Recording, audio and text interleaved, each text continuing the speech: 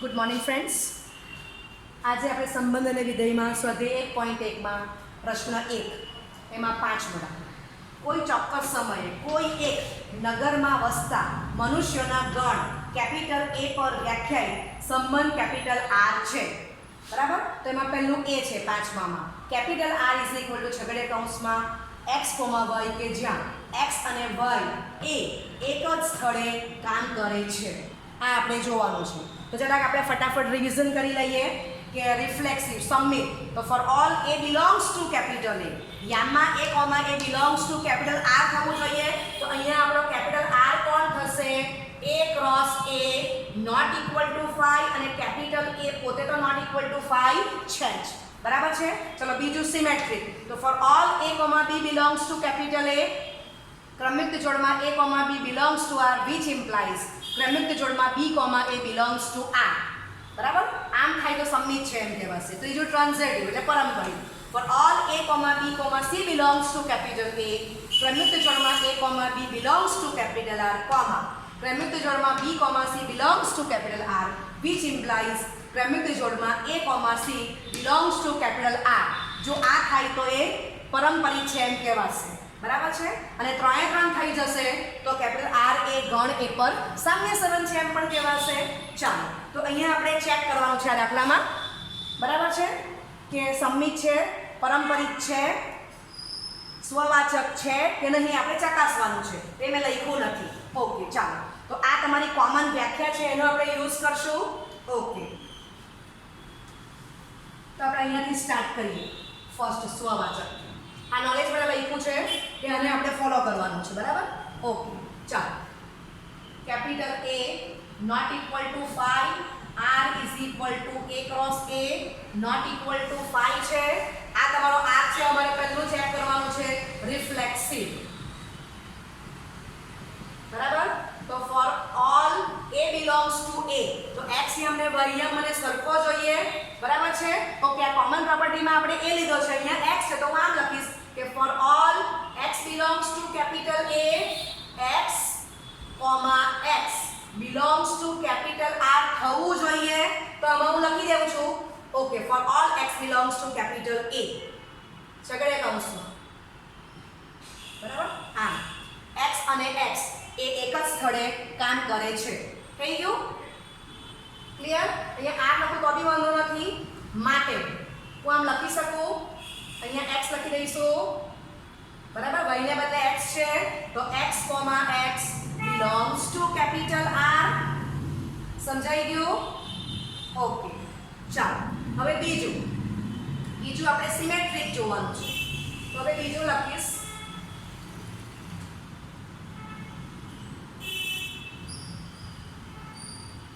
Symmetric. તો સિમેટ્રિકમાં આપણે શું જોવાનું છે? ક્રમયુક્ત જોડમાં A, B belongs to R. તો which implies ક્રમયુક્ત જોડમાં B, A belongs to capital R થવું જોઈએ. તો આમ સ્ટાર્ટ કરું છું. For all x, y belongs to capital A.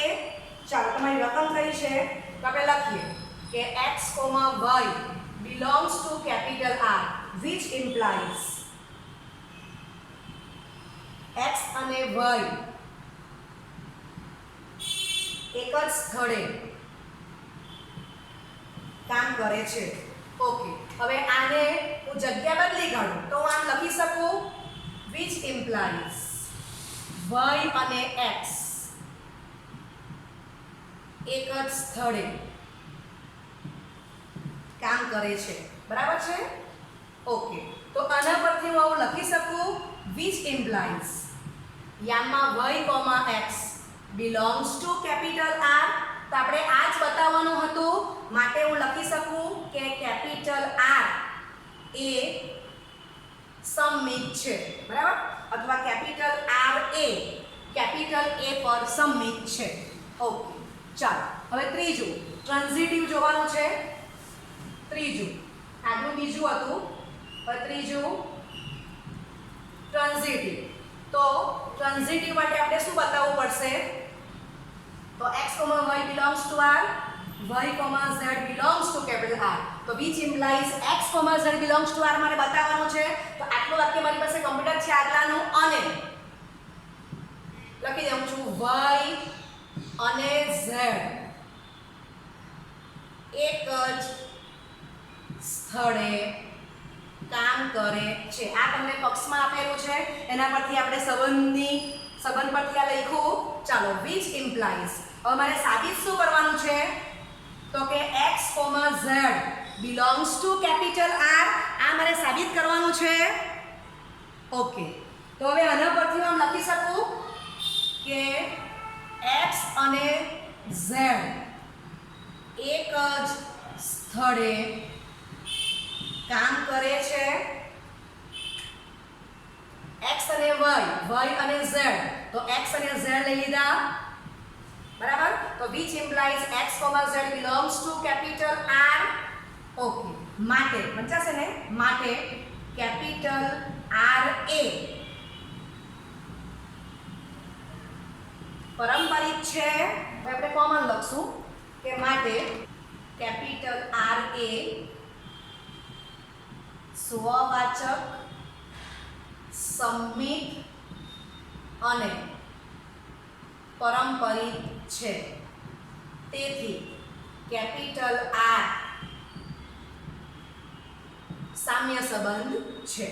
ચલો, હવે આ દાખલો આપણે રાઇટિંગ પ્રમાણે કમ્પ્લીટ કર્યું, બરાબર છે, 3 માર્ક પ્રમાણે. હવે તમને આ જ દાખલો એમસીક્યુમાં પૂછેલો હોય તો ફટાફટ ખબર પડ્યા કરે કે રકમમાં તમને આપ્યું છે કે x અને y એક જ સ્થળે કામ કરે છે, તો x અને x લખી શકાય. x અને y, તો y અને x એક જ સ્થળે કામ કરે છે, લખી શકાવાનું છે. પારંપરિકમાં શું જોવાના, x અને y એક સ્થળે કામ કરે છે, y અને z એક સ્થળે કામ કરે છે. તો which implies x અને z એક જ સ્થળે કામ કરવાના છે. આ તમે ફટાફટ વિચારી શકો છો. તો 1 મિનિટ પહેલાં તમારું એમસીક્યુ પૂરું થઈ જશે, બરાબર. તો તમને ઓપ્શનમાં આવું આપે કે આ સ્વવાચક છે, સંમિત છે, પારંપરિક છે, પછી 3માંથી કોઈ પણ 2 નથી, એવી રીતના આપી દે. અથવા તો એક ઓપ્શનમાં એવું પણ આપે કે આર સામ્ય સંબંધ છે, એટલે આપણે આટલું કામ એક્સ્ટ્રા કરી દીધું કે આ 3 હોય તો આરને સામ્ય સંબંધ પણ કહેવાય છે. તો આનો જવાબ તમને 2 રીતે એમસીક્યુમાં આવી શકે. કાં તો આ ઓપ્શન આપશે કે આર એ સ્વવાચક, સંમિત અને પારંપરિક છે, અથવા તો આ ઓપ્શન આપશે કે આર એ સામ્ય સંબંધ છે, બરાબર છે. ઓકે, ચલો, તો આના પરથી તમને એક દાખલો આપું છું હોમવર્કમાં. તો આ જ પ્રશ્નનો 5માનો બી છે. રકમ લખીએ. Capital R is equal to છગડે કૌંસમાં x, y કે જ્યાં x અને y એક જ વિસ્તારમાં રહે છે. હવે એક જ સ્થળે કામ કરે છે, એને બદલે શું આવી ગયું, વિસ્તારમાં. તો આ દાખલો તમારે 3 માર્ક પ્રમાણે રાઇટિંગ કમ્પ્લીટ તમારે જાતે કરવાનું છે. તમને હોમવર્કમાં આવડશે આ દાખલો, અને એમસીક્યુ સ્વરૂપે તો ખબર જ છે કે અહીંયા તમે સેમ આગળની જેમ એક જ સ્થળે કામ કરે છે, એને બદલે એક જ વિસ્તારમાં છે, રહે છે, એમ આવી ગયું. એટલે ખબર જ પડે કે આ સ્વવાચક, સંમિત ને પારંપરિક આવવાનો જ છે, અને આ સામ્ય સંબંધ છે જ. તો જવાબ આગલા જેવો જ આવશે, માત્ર રાઇટિંગમાં તમારે આટલું જ બદલવાનું છે. ઓકે, તો રાઇટિંગ પ્રમાણે તમે આ હોમવર્કમાં કરજો, અને એમસીક્યુ પ્રમાણે આપણે ડિસ્કસ કરી દીધું છે. ઓકે, સ્વાધ્યાય 1.1 નો પ્રશ્ન 7 આગલા દાખલા જેવો છે. સાબિત કરો કે કોલેજના ગ્રંથાલયના બધા જ પુસ્તકોના ગણ કેપિટલ A પર વ્યાખ્યાયિત સંબંધ capital R is equal to છગડે કૌંસમાં x, y કે જ્યાં x અને y ના પૃષ્ઠોની સંખ્યા સમાન છે, તો એ સામ્ય સંબંધ છે એમ સાબિત કરવાનું છે. ઇટ મીન્સ કે આ સ્વવાચક, સંમિત અને પારંપરિક છે જ. તો રાઇટિંગ આગલા પ્રમાણે જ કરવાનું છે, બરાબર. ઓકે, અહીંયા પૃષ્ઠની સંખ્યા સમાન છે, તો x અને x ના પૃષ્ઠની સંખ્યા સમાન છે એટલે સ્વવાચક આવી જશે. પછી x અને y ના પૃષ્ઠની સંખ્યા સમાન છે એમ લઈ લેવાનું. તો which implies y અને x ના પૃષ્ઠની સંખ્યા સમાન છે એમ બતાવી દો, એટલે તમારો r કેવો થશે, સંમિત થઈ જશે. અને પછી લખો કે x અને y ના પૃષ્ઠની સંખ્યા સમાન છે, કોમા y અને z ના પૃષ્ઠની સમાન છે. તો which implies x અને z ના પૃષ્ઠની સંખ્યા સમાન છે. તો પારંપરિક આવી ગયું, શોર્ટમાં લખી દીધું. વ્યવસ્થિત વ્યાખ્યા તમે આગલા પ્રમાણે કરજો, તો આ દાખલો પણ તમે હોમવર્કમાં કરી શકો એવો છે. Okay, thank you. 1.1 પ્રશ્ન 1 નીચે આપેલ સંબંધો પૈકી પ્રત્યેક સંબંધ સ્વવાચક, સંમિત કે પારંપરિક છે કે નહીં તે ચકાસો. એમાં 5મો છે, કોઈ ચોક્કસ સમયે કોઈ એક નગરમાં વસતા મનુષ્યોના ગણ કેપિટલ A પર વ્યાખ્યાયિત સંબંધ કેપિટલ R છે. તો એમાં D R is equal to છગડે કૌંસમાં x, y કે જ્યાં x એ y ની પત્ની છે. અને એ જ પાંચમામાં ઈ છે r = છગડે કૌંસમાં x, y કે જ્યાં x એ y નો પિતા છે. ઓકે, ચાલો હવે રિફ્લેક્સિવ ચેક કરશું. For all x belongs to capital A, બરાબર છે? ઓકે, તો x, x belongs to capital R લાવવાનું છે તો હું લખી શકું x એ x ની પત્ની છે. હવે આ કોઈ દિવસ સાચું થાય? x એ x ની પત્ની છે? નથી થતું. માટે x, x does not belong to capital R. જો x, x belongs to capital R આવતે તો એ સ્વવાચક થતે, પરંતુ x, x does not belongs to R. બરાબર? x એ x ની પત્ની છે જે શક્ય નથી. બરાબર કે શક્ય નથી કે સાચું નથી? બરાબર છે? ઓકે, માટે કેપિટલ R એ સ્વવાચક નથી. ચાલો બીજું, આ ફર્સ્ટ રિફ્લેક્સિવ છે. હવે બીજું સિમેટ્રિક જોવાનું છે. તો for all x, y belongs to capital A, x, y belongs to capital R. આ આપણને પક્ષમાં આપેલું છે તો which implies હું લખું છું કે x એ y ની પત્ની છે. બરાબર? ઓકે, તો which implies y A x ની પત્ની છે. આ સાચું છે? x એ y ની પત્ની હોય તો y એ x ની પત્ની થવાનું નથી. બરાબર છે? તો ઓકે, એટલે y એ x ની પત્ની છે જે શક્ય નથી. બરાબર છે? which implies y, x does not belongs to capital R. Clear? માટે આ તમારું રિફ્લેક્સિવ રબર દે છે. માટે શું કહેવાશે? R એ સમમિત નથી. ચાલો ત્રીજું,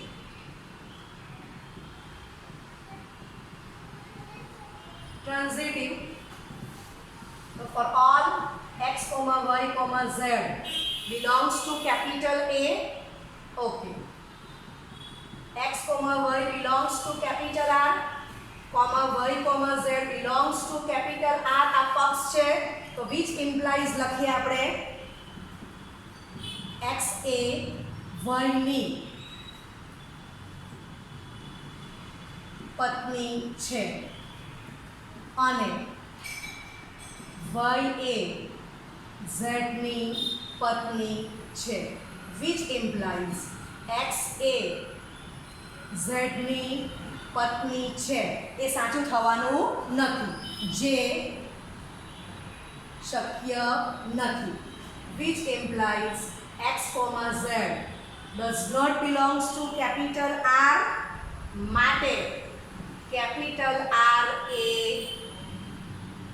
પરંપરિત નથી. બરાબર? ઓકે, હવે આ દાખલો તમને MCQમાં પૂછ્યો હોય તો તમે ફટાફટ 1 મિનિટ પહેલાંનો જવાબ આપી દેશો કે સ્વવાચક પણ નથી, સંમિત પણ નથી ને પરંપરિત પણ નથી. ઇટ મીન્સ કે સામ્ય સંબંધ છે જ નહીં. ઓકે, તો આ સેમ એપ્લિકેશનમાં હવે આપણે ઈ જોવાનું છે કે x એ y નો પિતા છે તો પત્ની બદલે પિતા શબ્દ મૂકી દો અને તમે રાઇટિંગ કમ્પ્લીટ કરી દો. બરાબર? તો આના પછી ઈ દાખલો કમ્પ્લીટ થઈ જશે. બરાબર છે? ઓકે, તો x એ y નો પિતા છે એ તમારે હોમવર્કમાં કરવાનું છે. 5માનો ઈ. હજી એક દાખલો જોઈશું આ જ ટાઇટલની અંડરમાં. ટાઇટલ તમારું આ જ રહેશે, કેપિટલ A ગણ આ જ રહેવાનો છે આગલા દાખલાનો જ. અને તમને 5માનો સી આપેલો છે. r = છગડે કૌંસમાં x, y x ની ઊંચાઈ y ની ઊંચાઈ કરતા બરાબર 7 સેન્ટીમીટર વધારે છે. તો તમને શું કહેવા માંગે છે? x ની ઊંચાઈ y કરતા 7 વધારે છે. 7 વધારે છે એટલે આપણે વય બાજુ 7 એડ કરવા પડશે. તો આને ગણિતની ભાષામાં આ વાક્યને આપણે આમ રજૂ કરી શકીએ. તો હું આવું પણ લખી શકું છું x, y કે જ્યાં. બરાબર છે? ઓકે. અને તમને x અને y સામે લીધેલા છે belongs to capital A. Okay, ચાલો. તો હવે આપણે ફટાફટ ચેક કરશું. ફર્સ્ટ રાઇટિંગ પ્રમાણે કમ્પ્લીટ કરશું. આ દાખલો MCQ માં પણ આવી શકે. ચાલો, તો for all x belongs to capital A, x is equal to x plus 7. બરાબર છે? તો 0 is equal to 7 જે શક્ય નથી. ઇટ મીન્સ કે x, x does not belongs to capital R, માટે R એ સ્વવાચક નથી. બરાબર છે? ચાલો હવે બીજું. તો બીજું લઈએ symmetry.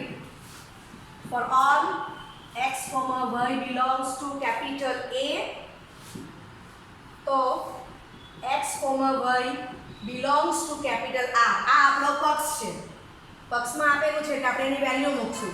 તો x is equal to y plus 7. આ તમને આપેલું છે. હવે આના પરથી y ને સૂત્ર કરતા બનાવું તો y શું લખાય? x minus 7.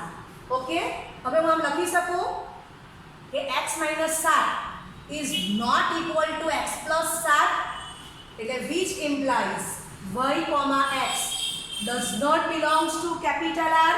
સમજો ખાસ અહીંયા કે x, y belongs to capital R, તો x is equal to y plus 7. હવે y, x belongs to capital R આવતું હોય તો y is equal to આપણને x plus 7 મળવા જોઈએ, પરંતુ y આપણને x minus 7 મળે છે.